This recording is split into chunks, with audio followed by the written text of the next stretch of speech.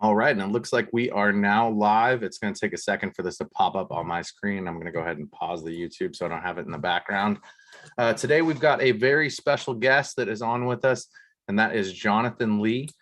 He is a mortgage broker, and he is going to be covering with us a couple of really cool things that we need to make sure that we're doing on the real estate side before we get that lead sent over to a lender, so that we can make sure that we have all of our ducks in a row to have the best opportunity to get those folks pre-approved and get things moving forward full steam ahead so we can sell some houses. Johnathan, how you doing today? Oh, you're on mute for some reason. Still nothing. There we go. Okay. We can hear you. Yeah, disconnect the docking station because the docking station, I guess, is not letting my voice go through. Oh, fair enough. No worries there. We got you now. So, Johnathan, tell me a little bit about yourself and what got you into the mortgage business so we can let the agents that are on here know a little bit more about you and what your mission is. Okay.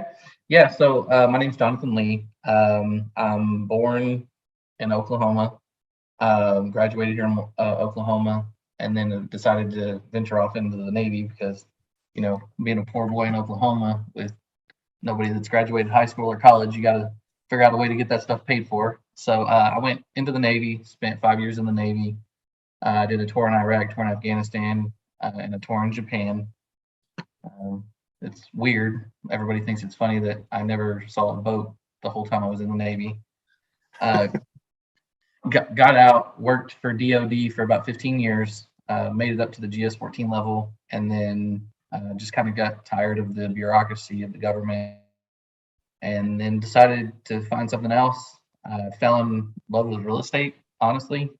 Just, you know, fixing flips, getting a rental portfolio. I've always been kind of in that realm, but never really like focused in on it. And with me being a numbers guy, I was like, okay, well, I could do real estate and be a real estate agent, or I could do finances, and I'm really good with budgets, finances, and stuff, and also critical thinking and figuring things out. So I went into the mortgage industry. I've been a branch manager at 2 different companies for the last 3.5 years. Right now I have 10 LOs that work for me. I have a branch in Florida, I have a branch in Texas, and I have a branch in Oklahoma. Our company just did an MOA with EXP in Oklahoma, up in the northeast part of Oklahoma. They're looking at branching that out to Florida here soon. And yeah, that's about me. I work for United Fidelity Funding Corp. It's probably an important thing for everybody to know that's on the phone. What else you got, Brian? Awesome. Well, now that you've given us a pretty in-depth background, I mean, going through military service, thank you for your service. We definitely all appreciate that. Keeping us safe here in the homeland, in the land of the free. That's awesome stuff. I mean, 14 years in the Navy. It sounds like you worked your way up through everything there. Tell me, has any of that military experience translated into a niche that you're working with? Do you work with a lot of military guys or ex-military guys by chance? Yeah, so one of my niches is VAs, you know, VA Earl. With me being a I have a service connected disability for the VA. Like, I'm very in depth into the circulars for normal approved eligible files and then also manual underwrites with the VA. I know them a little bit better than most people. I actually have people from different companies reach out to me all the time and ask, you know, hey, you know, what am I doing here? How does this work? You know, so everywhere I've been is, you know, that's kind of been my thing. But the really important things that's translated from the military experience to the mortgage and other things that I've did is I have an attention to detail that most other people won't do. I'm very OCD about processes and making sure communication's there and just working with everybody that involved in the transaction. So customer service was a huge thing with me in the military. And so I always bring that over to the mortgage industry and working with people. I want to keep everybody informed, up to date on everything, and just make sure that we are all aware of what's going on at all times, rather than those long lead times with no information, no communication from the lender, because I know that is a huge problem in this industry. Definitely that's something that I hear from agents all the time is they're working a deal, but they're not hearing back from their lender. They haven't gotten word back on, when our contingency due dates are going to be up and all that good stuff. Like we know the dates and when everything's going to be up, but how do we have everything that we need to actually meet those?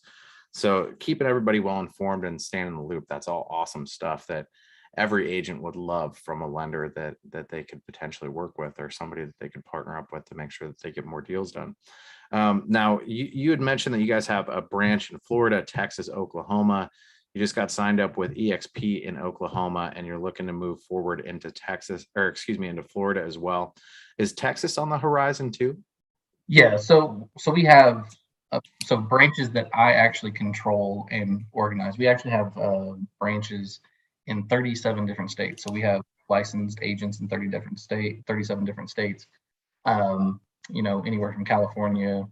I think really the only one that we don't have in the northeast side or northwest side is Utah, and then we're not really very cemented up in the northeast. So those are really the two general geographic areas that we haven't really partaked in. Awesome. So if somebody gave you or sent somebody over to you in one of those 37 states, you'd be able to give them a hand with just about any program that's out there and available. Yes. Yeah. Anything we do your normal residential loans. So, VA, FHA, USDA, conventional loans. And then we also have some non-QM products as well that we can help with. So for those non-traditional borrowers. And then we also do investments. We sell direct to Ginnie, Freddie, and Fannie. So we have no overlays. We fund our own deals. We don't have to go to a bank and get them to fund it. We send the fund. There's no funding authorizations at closing. So you get paid as soon as it closes. There's no table funding. That's awesome. I mean, so what's your favorite program that you guys are offering right now? What really kind of gets you going and gets you excited? I mean, to me, it's close to my heart. It's going to be those VA deals, and helping vets, close on homes that maybe somebody else wouldn't necessarily close on them with. I think so for instance, not this last money, but the money before, I took somebody that had a 560 credit score and got them into a $500,000 house that the preferred lender for the builder didn't qualify them for. I worked with them, got their credit repaired enough to work, go through, got it approved, got it closed. And that's the other thing is just that hands-on approach, massaging them. I work with a lot of different agents that they necessarily don't have the buyers that are qualified at the moment, and they'll send them to me, and then we'll come up with a game plan for a long-term solution. And that's another thing that I do that other lenders generally don't do is they'll either pawn them off on a credit repair specialist and then just kind of forget about them until they're done. And then honestly, the conversion rate on that's like 1-2%. But what I like to do is I like to take that hands-on approach, follow up with them, get them a plan to where we can go monitor that plan, check in with them periodically every 30 days. Usually there's a meeting set up that says, hey, I keep that agent involved. So I have a couple different systems to where agents can log in and check on status of their particular prospects, know where they're at. There's automatic updates anytime anything changes with a loan. So if we're in a loan, whether it's escrowed, appraisal ordered, appraisal received, title, all that stuff, you'll get periodic updates as it transitions through the process, as well as I'm going to have an email update to the listing agent, the selling agent, title processor. And then the other good thing about my company is my underwriter is actually in the office next to me. So, I can close things in 10 to 12 days as long as title is on par. Generally most of my files are cleared to close, minus title work, and we're just waiting for title work. I actually just had 2 pop this morning for title work. They're back into underwriting. They'll be approved, C2C quality control done, and then a CD out to title by probably the end of the day. That's awesome. And so you're adding an additional layer on your services that you're doing for these clients. You're not just going through the process to get them pre-approved. If it's somebody that's borderline or somewhere close to being able to be approved, you're actually stepping in and helping facilitate with that credit repair so that you can get them to the pre-approval level and help those agents go and close that business. Now, are you doing that just locally, or is that everywhere? Is that all 37 states? So I'm kind of I guess I'm kind of the outlier. I do that myself, and then I've taught my particular loan officers that work with me or work for me to do it.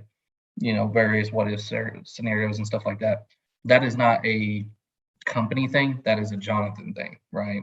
And then the people that I work with and train, they'll come to me generally for that type of coaching whenever they have a particular problem that they need resolved.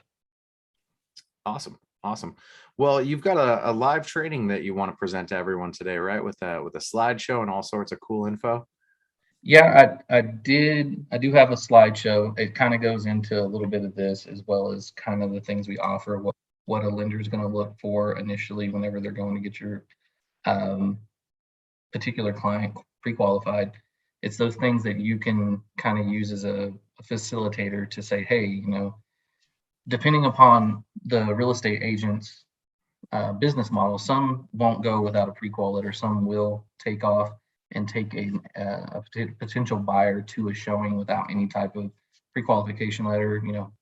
Zillow right now, if you're doing any Zillow leads, they're going to have that showing time, where you can just schedule a showing, then they're going to reach out to an agent, and then that agent's going to either yay or nay, and then meet that client. So they've never, seen this person, talk to this person, but at that first meeting, these would be the things that you would start questioning them to see if they're going to be somebody that is a potential client or a long-term nurtured client, and kind of help your lender in the process of getting them going and what they need to gather. That way it's a quick and easy process, especially in today's market because it's so volatile as far as generally if it goes on the market, it's off the market in less than a day and it's got, 70 million bids on it. Generally over list price and no concessions and stuff like that. I think that 70 million number is actually an understatement. It is kind of crazy out there. And so anything that we can do to expedite the process as far as the pre-qualification, that way we can get you guys a letter in hand for that offer submission. That's what we're looking for. Awesome. Well, it looks like we've got a question from the audience. Sylvia wanted to know if you work or have an agent that works, or lender, excuse me, that works in Colorado. We are licensed in Colorado. I would reach into my directory and get it. And then also, depending upon what the CE is, if we're already bonded there, I could technically get my license there in probably a matter of a couple of weeks if you need help there. Awesome. Awesome. Well, everybody, Johnathan Lee is an extremely good individual to chat with when it comes to finding out how to work with your clients and how to get them over to a lender. As you guys can hear, he's got credit repair, so we can make sure if somebody's on the fence, he can help get that credit score boosted so we can get that approval, get them moving forward. Specializes and works with a VA, ex-military guys, as he is one himself.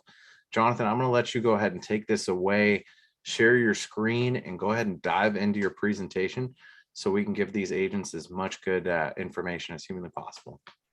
Okay. Yeah, I'm going to bring up this in the background real quick. Awesome.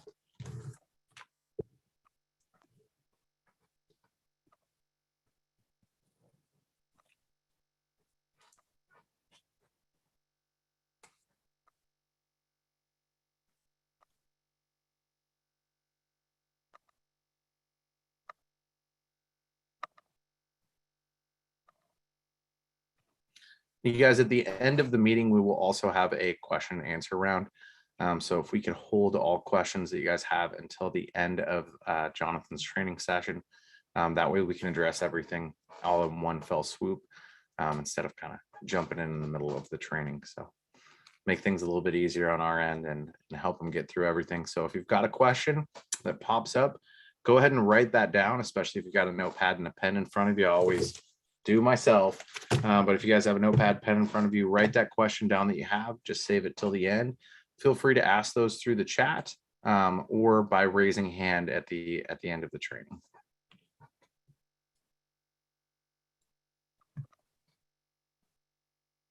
Okay, so it should be sharing.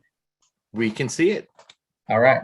So my name is Johnathan Lee, aka the Mortgage Whisperer. That's what I've been kind of labeled as here with my team and in my previous place. That's the one thing that I like to do is I like to, just like you guys, market yourself rather than your company. even though your company is your backbone and your support staff, you know, when we move, if we ever decide to move to a different company, we want to make sure that we are the one that we marketed rather than the company itself. You can see down there my name, my NMLS number. I'm the branch manager. And then also it has the company name and the company MLS and today's date. Oh, whoops. This was kind of what we went over a little bit earlier. You know, I got a bachelor's and master's degree, professional aeronautics, minor in aviation safety and management, and then a master's degree in aerospace administration and logistics. I actually went to electrical engineering for 2 years and moved over to the aviation field. Like I said, moved up to the GS-14 level. However, I really liked, you know, like I said, the real estate market and wanted to get into it, and mortgages just kind of was my niche, and I fell in love with it. About UFFC, so United Fidelity Funding Corp. It's been around for 15 years. The corporate headquarters is in Kansas City, Missouri. I kind of went over this a little bit earlier. We still direct to Fannie, Freddie, and Ginnie. There's no overlays. So when you're working with some of the DBAs, doing business as, or lower level mortgage companies, you're going to have investor overlays for their particular investors that they're working with. And at the previous company that I worked at, I actually saw that a lot, where we would have, we like to underwrite based upon what AUS or the automated underwriting system, whether it be Fannie or LP, loan prospector, or GUS. And that's all we should need, right? Is those particular documents, that particular work history, income verification, all that stuff. What I ran into a lot of times at the previous company I worked at is they would do worst case scenario on all income. Like, it was ridiculous. Like, whenever we had COVID happen and people were, off for 6 or 8 weeks because of the shutdown, that company was actually, their underwriters were taking that into consideration. They weren't taking it into consideration whenever they were doing income calculations. So you have a client that works for $20 an hour, making so much money a year. They were basically backing that down to like $15 an hour based upon the year-to-date income. And it just was causing a whole lot of ruckus, and basically was killing a lot of deals, both refinance as well as new purchase. The good thing about here is we don't do that, right? If I have my underwriter is very laissez-faire, but does go by the book, right? If she can make it work, she will make it work. We have more underwriters that work for the company, but I deal with one specifically. That's why I have kind of priority if I need to move a file faster. Just last week, I took over a file, and it actually will close on Friday this week, 10 days. That's what we needed to close. We got everything out, everything signed, appraisal back. That's the other thing, is I work directly with AMC. We have a great working relationship. We've been working with them 5 or 6 years. And all I need to do is make a phone call to get a rush overnight. I've actually ordered one on Friday for overnight. It was a Texas OU weekend. So in October of 2020, literally called them on Friday at 2:00, said I need this done before Monday. And it was done Saturday. I actually met the appraiser at the house, got them in the house. They did the appraisal, had the report back to me Sunday evening. So it's just a matter of working with that AMC, knowing your resources. That was actually one of the reasons that I came to this company when I was weighing my options, is because they worked with that same AMC that I had at the previous company, because I like to keep those working relationship. Another good thing is everything is done in-house. So from origination, processing, underwriting, and funding, everything is done immediately in my office with people that are next to me or down the hall from me, and we're in one building. So whenever you send the contract to me, I'm going to have that done and disclosed probably within an hour or two. It's going to go to processing. I generally pre-process everyone's files as well as my own files, because I am very OCD and like things done a certain way, and like them filed a certain way. That way they're quickly through processing and can be to underwriting. And then underwriting, like I said, everybody's at the same place. Funding, there's no authorization numbers, so there's no table funding. You're funded before you even sign papers. Average turn times, so 1 business day to disclose, so that's basically upon contract, 1 day to process. So if we get the borrower to sign the initial disclosures the first day, your file will be in processing, or I'm sorry, in underwriting, and more than likely already approved with conditions in less than 72 hours. Then we're just basically waiting title work, appraisal, and kind of just sitting there waiting for those two things. Once we get those back, we generally will resub one more time once we have all the pertinent information from the borrower, such as EOI, HOI, all their docs, as well as any letter of explanations. That way, as soon as we get title work back, it goes in for a quick review and comes right back out. Generally, if I submit something, I get a turnaround time within 3 hours for a resub. The other thing that we do is we actually go through QC prior to the initial CD going out to the client for the 3-day respite requirement. And the reason that we do that is for that 1/8% rule to where you have to redisclose. So this prevents us from redisclosing. So for instance, yesterday we C2C the file. It went through QC. Initial CD went out last night to the borrower. He signed it. Initial CD went to title to balance. Today it's already balanced. Closing is until Friday, and we didn't get title work back till Monday. So just to kind of put it in perspective of like what our time frames are. Moving on to the next slide. So I'm going to go over some programs that we actually offer. So we offer FHA credit score. We like it to be above 580. Manual underwrites right now below 620 or 580 are kind of subject to, because we can do them. It's just pricing on them is very, I wouldn't say great, where I would rather work with them a little bit longer to get them better qualified for them sake, to get them a better rate, less down payment, they can buy more house, you make more commission, right? DTI on the front end generally got to be less than 41. I can go up to 56.9 on the back end. Automated underwriting system, so that's your excuse me, approve eligible rating. So no refer eligibles with this particular format. Max county limit, it's county dependent. Right now, 1 unit, 356, 362. That's probably going to go up. I think they've already pushed it out, but I'm not working with that number right now until the system updates. And then the 4 unit is 1.169 mil for a 4 unit. Manual underwrites, credit score got to be above 580 for us.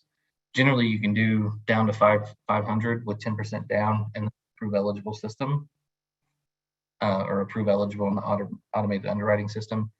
Like I said, the pricing on that is going to be horrid. However, we can make it work. The other important thing to remember with your manual underwrites is the debt to income ratio on the front and back end fluctuate depending upon how many extenuating circumstances they have, to where the max with 2 extenuating circumstances that are in the HUD is actually front end 41, back end 51. So just remember that. That's going to be your max with a manual underwrite. Conventional. I actually got a conventional 623 is probably the lowest I've did so far. Did it on a 15-year note, and just between us, this was in September, October, and I was at a 3% for a 623 conventional credit score on a 15-year note. DTI front end, back end, got to be less than 49 on the back end. Generally, your front end and back end can be the same as long as they don't have any other debts, right? So if they don't have any credit card bills, installment loans, or if we pay it all off at closing, their front end and back end are going to be the same. And as long as both those numbers are below 50, we can get that approve eligible. Like I said, approve eligible with the automated underwriting system. Max limit 647,200. That's the new conventional loan conforming limit, but it's also county dependent. Conventional, there's no manual underwrites for conventional loans. Next slide. So VA, I'm well diverse in everything. Like I will go find anything and everything in the guidelines for you with regards to FHA conventional. I'm really good at, like, I can tell you when you're selling one house or you're moving from one house to another house, how much of your percentage of rents you can use. So generally it's 70%. VA is a little bit different. But VAs, so credit score is 580, technically no minimum credit score for a VA loan. So whenever you're out there and you're working with your lenders, there's technically no minimum credit score for a VA loan. The difficulty comes in is we have to get an approve eligible in the system to minimize the documents, as well as there's generally a pricing difference between a approve eligible file and then a refer eligible, which is a manual underwrite. Okay. DTI front end and back end, this is all dependent upon credit and asset reserves. I've actually got a VA loan approve eligible up to 70% debt to income ratio. And it was because they had significant reserves in the bank. And they had a high credit score. So that's very important to know that VA is probably the most lenient when it comes to getting an approve eligible. FHA would be second, conventional third, and then USDA fourth. For this, the other thing that to keep in mind that they did a change about 2 years ago was if a person currently does not have a VA loan, so basically they have none of their entitlement used, there is no max to a VA loan. No max. So you can get one, you can get 1.5, you can get $2 million VA loan if you don't have any of that entitlement used up, as long as your debt to income and everything else meets the requirements. The caveat to that is if a person has a VA loan and is going to buy a second home. So let's say you have a person that is moving from Florida to Oklahoma. They're going from Fort Walton Beach to Tinker Air Force Base. If that person moves, but they keep the house in Fort Walton Beach, the max that they can go up to is the conforming limit for their loans. And that's a combination of the original loan amount. So if he had a loan for $100,000 in Fort Walton Beach, whenever he originated that, his original principal balance was $100K. That means his new loan here in Oklahoma at Tinker Air Force Base or in the general area cannot exceed $547,200. So it's principal balances at the time of the loan secured, not what their principal balance is at that time after they've made payments for a year, 2, 3, 4 years.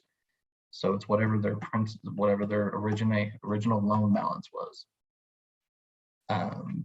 So that's just a nice thing to know. VA manual underwrites, probably the easiest to do for a manual underwrite. Like I said, technically there's no minimum credit score for a VA manual underwrite. I did one at 538, 542, somewhere in there.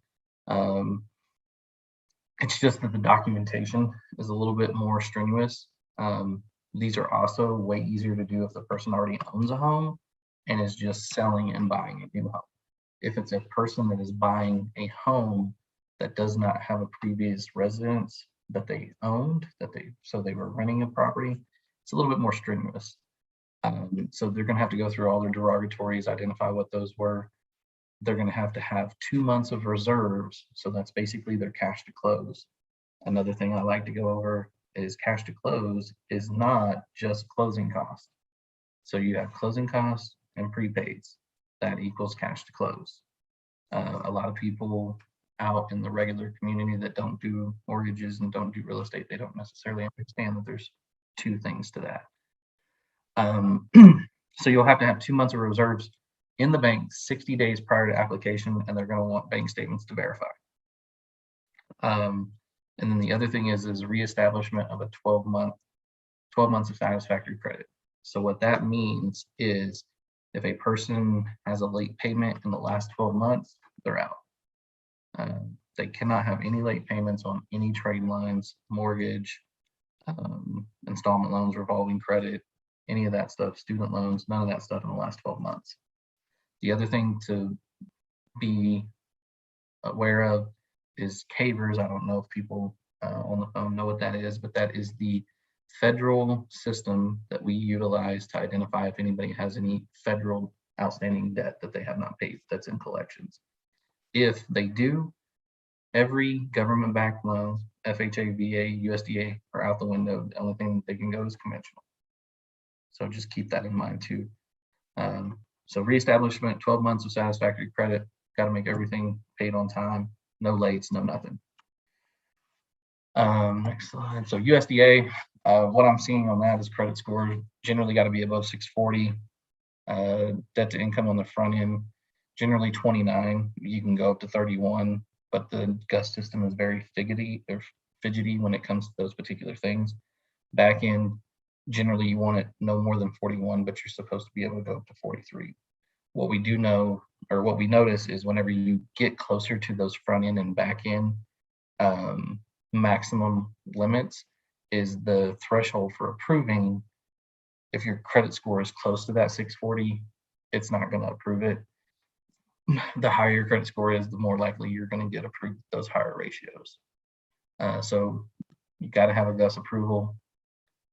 The property address must be eligible in the database. So there's a specific database that you can go to and reference that particular property address to make sure it works. The other thing is house on the property must be eligible as well. What you'll run into on this is a lot of times, well, I don't know if it happened in Florida, but it happens in Oklahoma a lot, is you'll have a manufactured home on the property. You cannot do a USDA loan on a manufactured home unless it is new or the existing mortgage on it is a USDA mortgage. So those are just two things to keep in mind whenever you're talking about properties and whether the house on the particular property qualifies as well. Income limits. So there's income limits on USDA loans, and it's not just the person on the loan. So like as a lender, sometimes we like to trick the system. We like to say, okay, well, you make enough income, your credit score is low. The other person on the loan's credit score is not as optimal. So let's drop them off and then bring that other person, use only that person's income and that person's credit score to make the loan work. So you cannot do that with a USDA loan. You'll just have to use everybody's income that they generate. Now you only have to use one person's credit score, but you have to utilize everybody's income, even children in the household that are working. Their income counts as well. Then the other thing is county limits apply. So based upon the county you're in, there's a threshold. So here's where we go into some important things for kind of trigger to your borrowers whenever you're at your initial showing or as you're starting to work with them, to kind of prime them for what they need to gather. So the Patriot Act made sure that you have to have two forms of identification to secure a loan. So driver's license, generally everybody's got a driver's license. If they don't have a driver's license, you can use the resident alien card, front and back, those things are acceptable. Other things are social security card, birth certificates, any federally issued ID. So if it's a military person, the military ID card. If it's, let's say, a federal contractor that works for the federal government, you could use their CAT card. So those are all things that they'll need up front. So passport ID cards are great. Passports are okay. So for W-2 earners, they would need last 2 years of W-2s.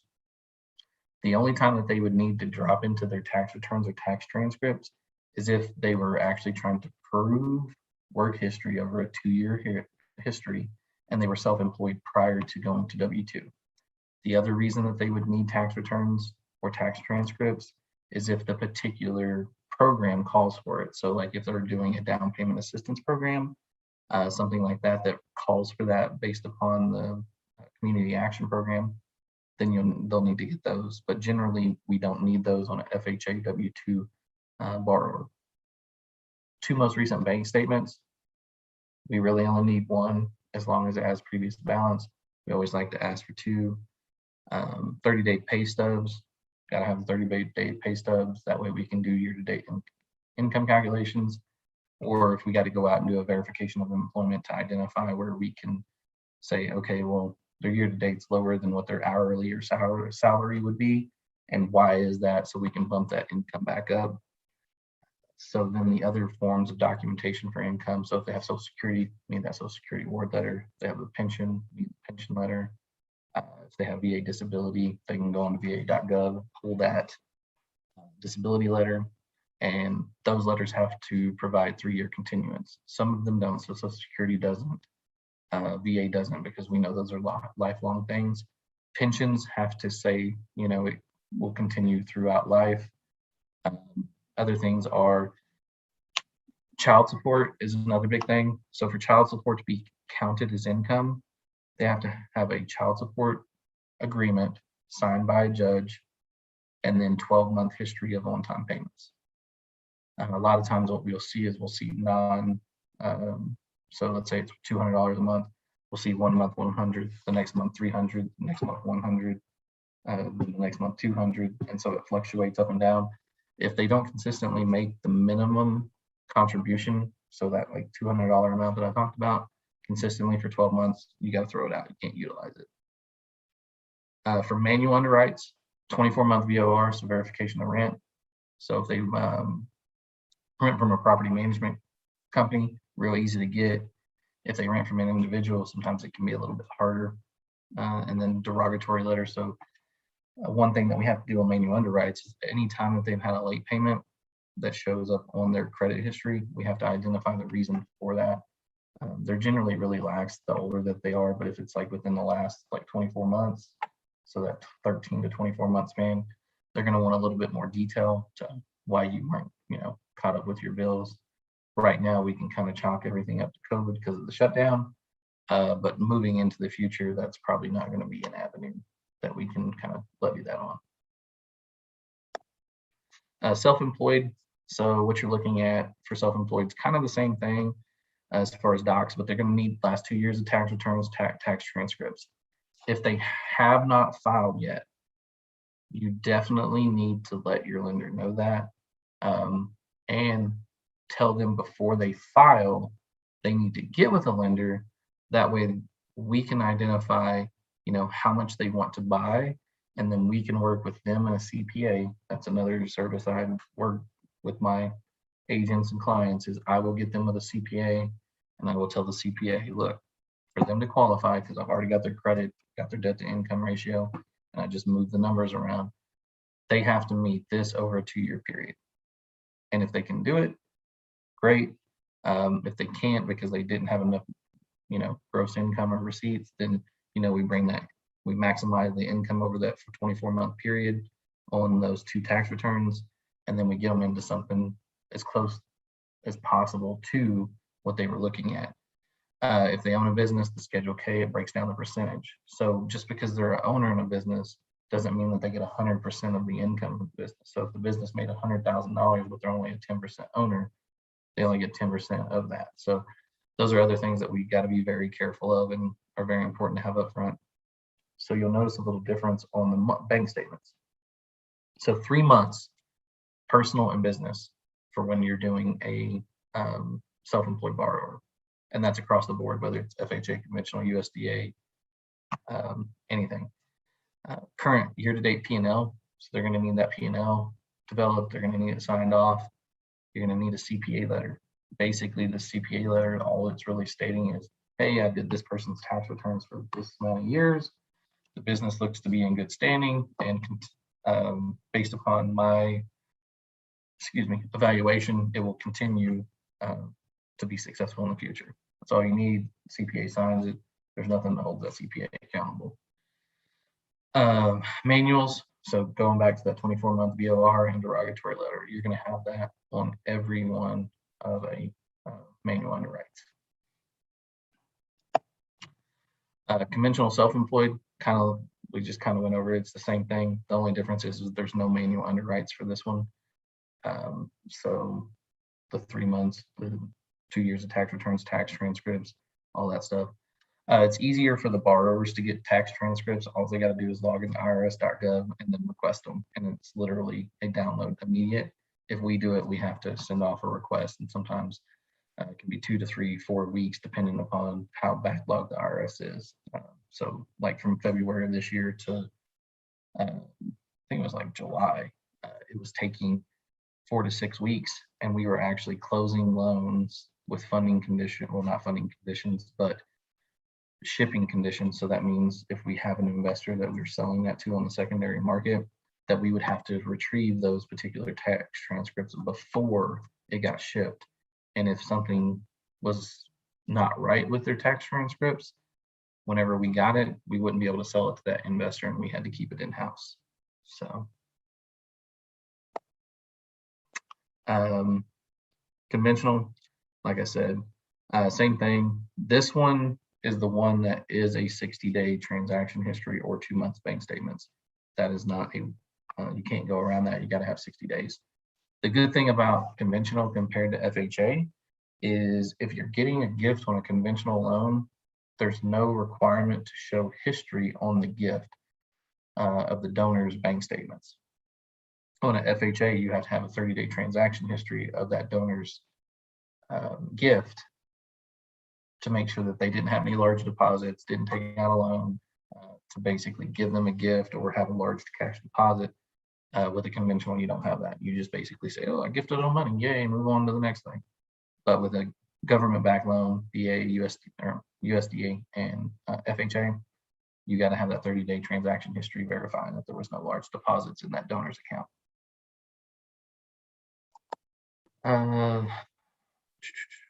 Yep. So you're going to see the continual thing. Any government backed, you're going to have driver's license, social security card, last 2 years W-2s, 2 most recent bank statements, 30 days, and then continuance on any type of income. The difference between a VA and FHA on a manual underwrite is that 2-month reserve requirement in the account prior to application. That has bitten me in the butt more times than I'd like to say. So just, if you have a lender that's saying, hey, we don't have enough reserves in the account to get this done right now, they need to save more money, you'll know that the reason for that is it can be either that they didn't have it whenever they first applied, so they're having to reapply, or they just don't have the money in there that they said initially, because technically we're not allowed to request documents until after we have a contract. But if they have a good business practice, we're getting all this stuff up front before we pre-qual them. So it's basically a pre-underwrite prior to even giving them a pre-qual letter, which is the way I like to do business. I like to have all that stuff done. It just makes the process move faster. It also gives you a warm and fuzzy as an agent that it's going to work. Self-employed, same thing, self-employed for pretty much any other program. USDA is the government-backed loan that no matter what, you're going to need 2 years of tax returns, 2 years of tax transcripts. And the reason for that is they're looking at household income of you, if you're married, your significant other, if they're filing together, and any children that are in the household. So that's really the big difference there. And those are just kind of like the initial things that I was wanting to give y'all today, kind of get the get everything started, give a baseline structure, and then kind of build upon it. The other thing is I was wanting to take questions. So another thing is I'm always available to my agents for questions on loans I don't even have. I will get calls 9, 10, 11 o'clock at night saying, hey, Jay, I got this particular situation. This lender's not giving me any info. Can you help me, decipher what they're saying, or can you help me, talk to them? Give me your language, break it down to real estate portion, and then help me decipher what they're trying to do and what they're trying to say. That way we can get this thing closed. So that's something I do. I work all day, every day. It doesn't matter whether it's 6 o'clock at night, 6 o'clock in the morning, midnight, 1 o'clock in the morning, 2 o'clock in the morning. My bandwidth at my previous company, I did probably about 120 to 130,000 a year with plenty of wiggle room to do more. I average, 20 to 25,000 a month, and I can divvy it out to 8 or 9 different employees if I need to. So my biggest thing would be is what kind of questions do you have? And then also what type of information are you guys wanting to go over in the future? That way I can tailor the training or tailor anything towards you and what would be productive for you guys.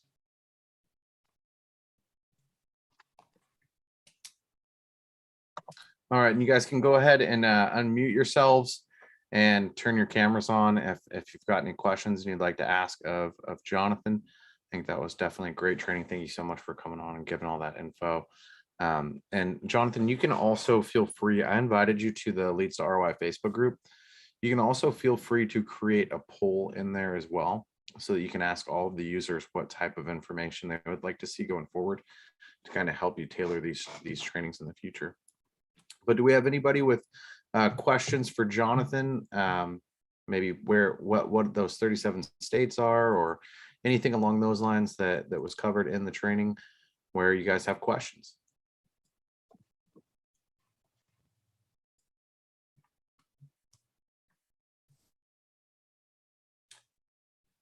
I thought he did a great job. Real estate agents, we need to have good partnerships with lenders. Question I thought, I'm working with a buyer right now who's looking at getting a $500,000 to $650,000 home. What are his options? What are the caps on FHA, or does he have to go conventional? So right now, I'll have to go back and look to see if they've updated the FHA limit. The FHA limit's $356,000 right now. So what I would tell them to do is, so I've even been creative where you'll go get a second on the property. So you'll max out your FHA loan, you'll do your 3.5%, and then you'll go get a second on the properties. Same thing with conventional. I've to get it underneath that 647, what used to be 548, like we would do a 5% down at the 548 to get it underneath that, and then do a second behind it with a different lender, because technically we can't do the primary and secondary on it. But we'd have them take out a second on that property with a different institution to get them to where they qualify. So in that particular, in his particular case or her particular case, they're going to be kind of locked up at the conventional unless you do some creative financing. Okay. What's the max on conventional? Right now it's 647,200. Okay, good deal. Awesome. Other than that, he would just have to put more than 5% down to keep it under that. Yes. Okay. That would be what they would. And again, you said what was it? 600 and what? 647,000. Okay, cool. All right, man. Thank you. Appreciate you. Good information. Yep, you're welcome, sir. How much experience do you have working with jumbo loans? We do them. They're brokered, so we would what we do is we basically set them all up for the broker, and then the broker basically eats those. So kind of like it's kind of like what we do for construction loans. If we have a construction loan that's out there, what happens is we will get them pre-qualified here, and then we will give a knockout letter to the particular institution that's doing the construction loan. So like if they're doing an 80-20 construction loan with, I'm just going to use Bank First, right? But they want us to do the permanent financing at the end. What we'll do is we'll qualify them. We'll send them over to Bank First pre-qualified with a knockout letter. Bank First will initiate and do the construction loan. And then basically once it's complete, that loan will come back to us it's considered a refinance at that time. And we knock out the construction loan. Awesome. I always love seeing jumbos on the list too. We got a lot of folks in the group that work in areas where they aren't going to be able to get their folks qualified for those FHA or those conventionals just because of those price point maxes. We were working with a gentleman yesterday, and we went and we pulled his audience in San Jose, California. And we went from, we started the audience out with about 450,000 people in this radius that we selected. And we started at $1 million. We said, okay, now we're gonna jump into this, and we're gonna go with every property that's over $1 million in this market.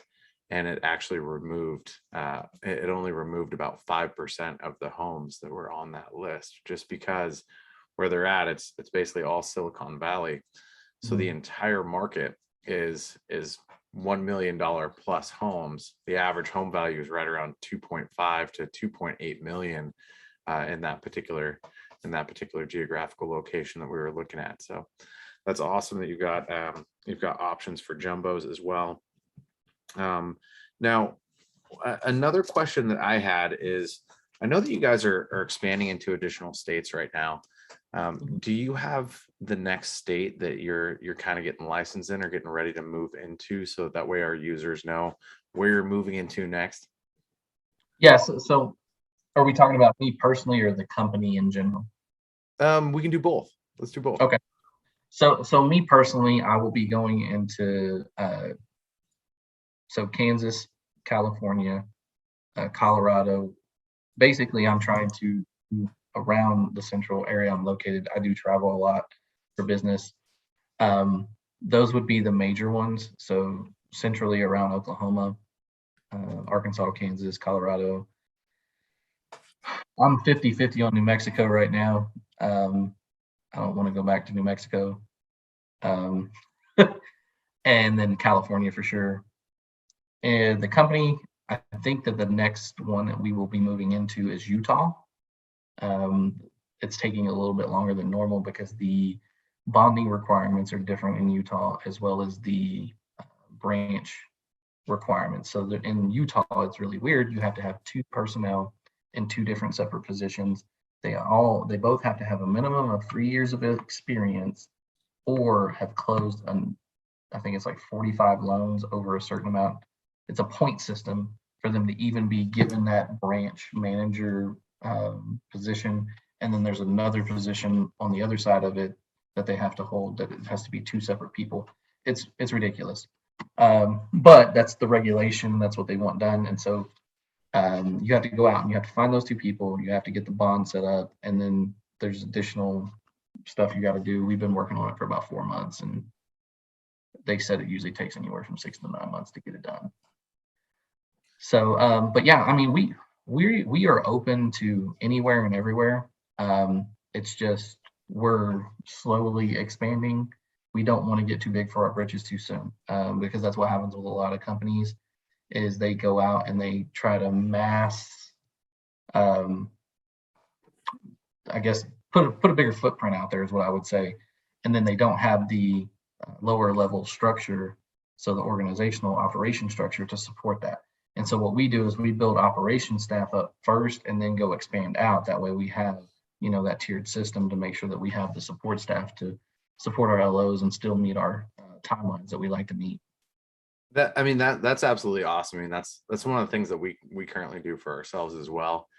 When I was at Zillow, one of their core values was move fast and think big. So one of the things that we would always do is we would have a team. Their whole job would be to get this section of Zillow up and running and rock and rolling. And then as soon as it was live, they would stick all of our entire sales team on it. And then they would say, okay, we have got 2,000 sales reps. Everybody go out and sell this thing. So we would go and we would get on the phones and we would close down tons of business on these new products and new platforms that Zillow was pushing. But then we would have all of these things that would break. Everything would continuously break on this new platform. And Zillow's dev team would work like crazy, and they would get everything up and running, get it work to where it was smooth. But it would take 3 or 4 months from the day that we launched it until everything was smooth sailing and running properly. And so for myself, that's one of the things that when we went into business, we wanted to make sure that, hey, we've got the groundwork and the foundation taken care of, so that as we're continuing to grow this business, everything's taken care of. So if we have an issue that arises, we can quickly, easily fix it. And it's just something that's more than likely going to be a one-off versus everybody having those issues. So I think that's absolutely huge, making sure that you have the operations staff and everything in place before you begin to expand, because that way you're not running around trying to fix things. And I think it's better for your business relationships going forward, because it's going to limit the headache and it's going to limit the issues that they're going to see. So I think that's absolutely awesome. Yeah, go ahead. Sorry. Oh, do you have any closing thoughts on this before we jump off? And can you also share your screen by the end so everyone can see your I'm sharing right now. Oh, go ahead, Simona. Question. Do you have an ETA on getting your California license? I could probably have it done in a week. Okay, that is not necessary, just ETA. And what what lending limits do you have on super jumbos? So I would have to go in and research that because they kind of have that program off to the side by itself. And Okay. so here we don't really, we do very few jumbos, but we do them. And so part of our non-QM process, those brokered loans, we go out, we identify them, and then we go out to particular areas such as California or something like that, identify that as a selling product and get very familiar with it very quick. Just to let you know, the average jumbo, no, the average lender jumbo maxes out at 1.5 million. There's a few that will go to 2 million. I would like to see a lender that doesn't have an upper limit, or maybe somewhere in the 4 to 5 million, because I'm in Southern California, and yeah, the conforming limits are going up to, I think, 970 for Orange County and LA and probably the Bay Area. But when you get into these $4, $5, $6 million properties, even if they're putting 50% down, we're still way above the 1.5 lending. So far, I found one lender that's really good about that. I think they'll go to 5 million, and that's Golden State Credit Union up in the Bay Area. I think PRMG is also doing that, but it would be nice to get some other options in the higher end for California. Yeah, so I do know that the last time I saw the brochure on it, it was 2 to 5. I know it's somewhere in between 2 to 5. That's good. That's good. Yeah, so it's definitely not, down there in the $1 million range. I do know it's 2 plus. I'll just have to get the brochure on it to verify it. But I do know that the previous company I worked at was 5. Here, I believe it's 2. But I want to verify that before I say in concrete it's 2. Yeah, our prices here are outrageous. Yeah. FHA, difficult. We've seen almost a 75 to 85% appreciation rate over the last 18 months in Oklahoma. So I do fix and flips, and I have a rental portfolio. And so like the areas that I target, the houses that were costing me, y'all are gonna laugh at this, $20,000 to $30,000 for the whole house and the property. Now are in Oklahoma. are ranging Watch out right for the now. tornadoes, y'all. We haven't had a tornado since 2013. Okay, you have tornadoes. That's right. Maybe not. Yeah. I think I'll stick to earthquakes. I don't know. I mean, I'm just saying. But those same houses are running about $80,000, $90,000 right now. I locked in a contract on a house last year at 523K, and that house, before it was in construction, got finished with construction in July of 2021. By the time it was done, I had already appreciated $70,000, so my house is already worth 600 to 610K. Wow. And I literally didn't do anything other than lock the contract in early enough before all the price hikes and the appreciation really took off. The builder was actually trying to buy it back from me whenever we were closing on it, because he was like, man, I could resell this for 70,000 more than you're in it. And I did a VA loan, 100% financing, no money down. That's great. Yeah, I'm also seeing really high. What's driving up the market here more than anything is there's no inventory. Yes. I mean, one agent that I know in my group, he won an offer on a property that was listed for 600 and some odd $1,000, 15 offers, and he got the house with over 200,000 above list. Now think about that. That's a third of the list price. Like at that point in time, you just don't need to buy a house. Like, I mean, it's ridiculous that you would pay that much above the list price, because you're really never gonna make that money back. Well, yeah, not necessarily. I mean, if you look back historically, back in 2006, I think is where we had the peak, the last peak. Yeah. And then we went down, we just plummeted. And we have come up now higher than the 2006 peak. So it's kind of safe to say that, yeah, we come down, but we go back up above. So it's kind of like a staircase Yeah. kind of. I mean, you got to hold the house long enough for it to work. Well, in real estate, I guess what I tell clients, and I've always told them is, doesn't matter when you buy and how much you pay for it. It only matters when you sell. Yes. That's it. At least in California, not so for Florida.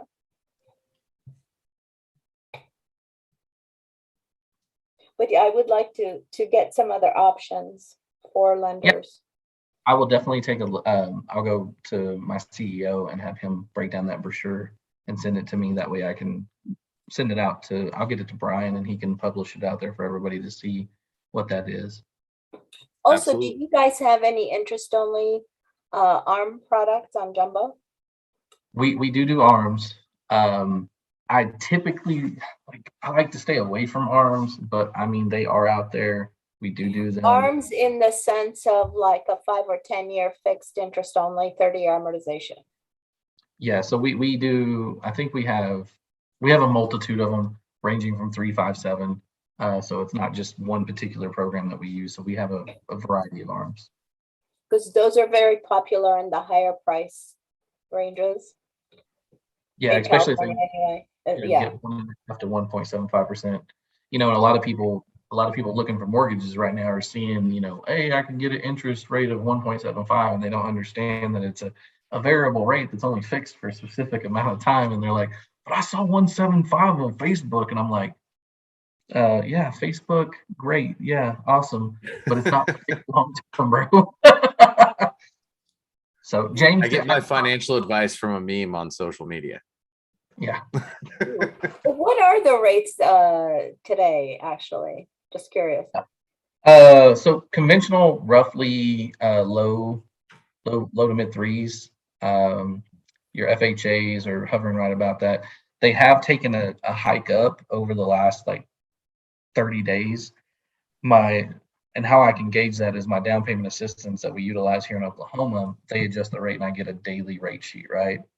That particular program was setting at 3.875 30 days ago and is already up at 4.5%. So that just tells you it's went up 3/4 of a point in less than 30 days. I think that we're going to see, you know, we usually get steady states for about 30, 60, 90 days, and then we'll have a fluctuation. Right now, it's market dependent, right? Everything's market dependent. We're flushing a whole bunch of money into the economy. Generally, when they do that, the rates are going to go up a little bit. But now once the economy kind of stabilizes, you'll see those rates come down and stabilize too. Okay. Well, 4%, even 5%, I think it's an awesome mortgage rate. Yeah, I mean, depending upon credit score, you know, you're gonna be in that range. I think right now, like even I think my 580 to 5, basically my worst credit score 580 that I'm gonna probably allow them to do the loan is setting about 4.625 roughly. That's not bad at all. What are we calling these borrowers? Not subprime anymore, right? There's another word for it these days. I just call them borrowers. I don't label them anything. I just like, oh, you're a borrower. We're gonna make it work. They get a nickname every 2 years. I know. It's every time somebody talks to me, they've got a new name. I'm like, what is that? I saw James unmute a little bit earlier. Yeah, James, he's been trying to get in there. That's okay. Hey guys, how are you? Doing well, sir. How about yourself? Yeah. I like that Hey, good. camo. Hey, oh, thanks, man. Yeah, I'm like Simona. I'm here in Southern California, right on the border of Los Angeles and Ventura County. So you know, like her, you know, like my price point is just around $1 million, just under $1 million. And you know, long story short, so yeah, so I've been licensed out here for around 20 years. out here. Anyways, I actually just joined up, Brian. I just joined up with you guys this morning. Oh, awesome. Yeah, I just joined up with I believe Colin was his name. Yep, Colin. Great. Yep.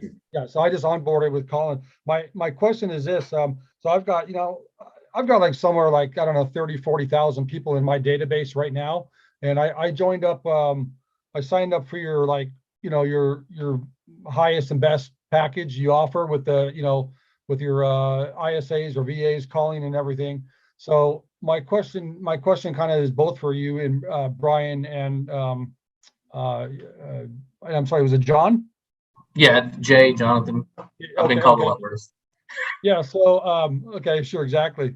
Have you guys been working together for a while, and do you guys are you working with, like, like you going into, like, when I have the ISAs or the VAs start calling, right? So they're obviously, their main objective is getting an appointment set with me, but to before they get to me even, I don't know if that's something we could work out to where they get, vetted with you if they're looking for a loan, of course.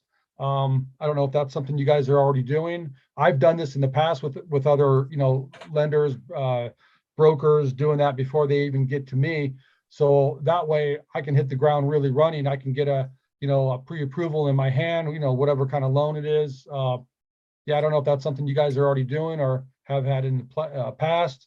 Maybe I missed that at the very beginning. I mean, absolutely. That's definitely something that we could work out. So Jonathan's got a little bit of legwork that he's got to do to make sure that he gets that California license. He said he could have it within about a week to 2 weeks. I'd say we give him a little buffer. Let's look at about 2 weeks out for that. But when the time comes, I know that Jonathan's extremely versed in the biz. I've known him for a while. He is very, very professional, and I've heard a ton of great reviews from agents that he's worked with, and that's one of the reasons I have him on.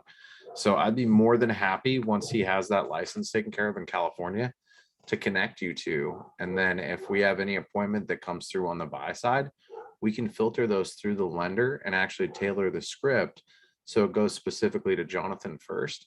And that way he can pass back the pre-approved, ready to rock deals to you. So you can take that signed pre-approval letter and you can go and start showing them houses. So we can absolutely hook that up. Yeah, and another reason I wanted to ask is because right now I'm actually, so next month I launch my first home buyer webinar, and I'm putting all the pieces in place right now with my, my slides and everything, my slide deck. But I'm going to be expecting, quite a few registrants, right? So I've got everybody, being funneled. I mean, they're in my, once they log in, I'm running ads on Facebook and everything. So I've got a whole system set up with a platform. And so I'm going to be doing that basically twice a month. And so I'm going to need somebody to go directly with the home buyers. Most of them are going to be probably first time home buyers and whatnot. But I'm just going to be scratching the surface on my slide deck. I'm not going to be getting into, various types of loans and whatnot into deep. I'm going to discuss, of course, everything from VA, FHA, you name it. But I'm going to need that lender to basically take the potential buyer and, take their hand and guide them to the promised land, if you will, right? And so, I'm trying to see if that's something that you would have the capability of doing. And you mentioned obviously that you're going to be getting your California license, so that'd be great. It's not going to be, so by the time we're a month and a half away realistically, or a month, let's just say about a month, 5 weeks away from that anyways. So yeah, that could be a potential big hit between you and I, the three of us, whatnot, for that to work out. We can work the logistics of it later, but I'm just throwing it out there. Like I said, I've been doing this a long time, got all sorts of relationships, and I'm looking for a whole slew of buyers coming in. That's Yeah, awesome. I mean, I'm here to facilitate. Definitely. That is something we could do. Sorry to cut you off, Jonathan. I did want to throw this out there, James. Something a lot of my agents have done in the past that have been successful, especially with those home buyer webinars, is actually bring a lender partner in for a portion of that video. Where That's going to happen on the second one. Awesome. Yeah. Awesome. Yeah. And well, I tell you what, if I don't know if Jay, if you'd be interested in doing it, we could possibly still work, because I actually just delayed it purposely, just because of my schedule right now with the holidays and everything. But I can actually bring you on to the first webinar that I'm doing. It's, if that's something you would be interested, it's actually January 11th is when I have it scheduled right now. And I'll be running my Facebook ads about a week and a half beforehand. So, you know, we can talk, obviously off screen, so we're not wasting, you know, everybody's time here. But we can definitely do that if that's something you're interested in as well, because of course you could elaborate a lot further on some of the information that I already have built into my slide deck, and I can share that with you as well, so you would get ramped up and whatnot. Yeah, I mean, that's definitely something that I'm willing to do, want to do. It's just you tell me what you need from me, and I'll make it happen. Okay. Yeah. All right. Cool. Like I said, I don't want to take any more time up here. I just want to kind of get that information out there and say hello and all that kind of stuff. Yes, sir. Absolutely. I'll make sure that Colin actually sends out an intro for you and Jonathan, James. That way you guys have Yeah. each other's cell phone numbers, Yeah. and you guys can get in contact that way. I think that would be an awesome project. I love seeing home buyer seminars where we have lenders and agents working together in unison.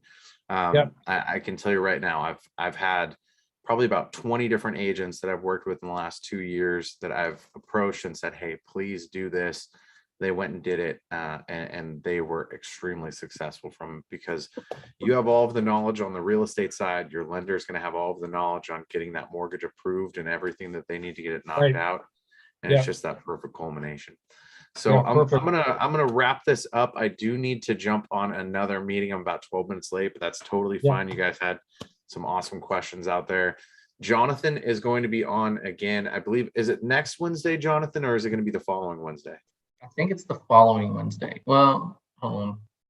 15th, and then 22nd. Yeah, I think it's the 22nd.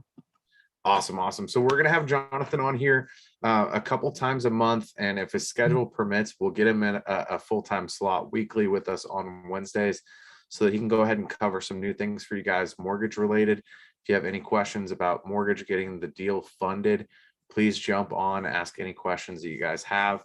And we're going to share this out to just about everybody, Jonathan. So I appreciate everybody jumping on today. Jonathan, thank you so much for giving that presentation and helping our agents learn a little bit more about yourself, what you do, and what they need to do to get their folks funded and get that deal done. So thanks, Yes, everybody, for hopping on. Look forward to seeing you guys tomorrow in our live training.